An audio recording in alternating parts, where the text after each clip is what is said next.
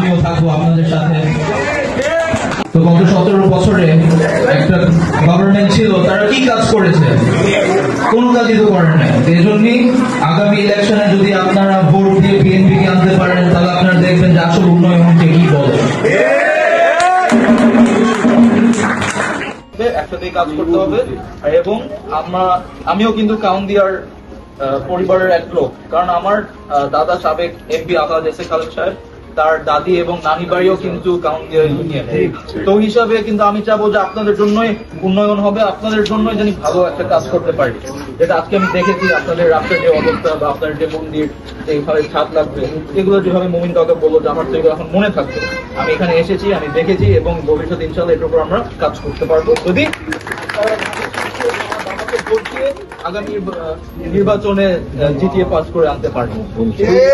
ঠিক না? তো ওইটা আমি কি আপনাদের উপরে ভরসা করতে পারবো? অবশ্যই। কি বলেন আপনারা? অবশ্যই আছেন তো না? হ্যাঁ, ঠিক।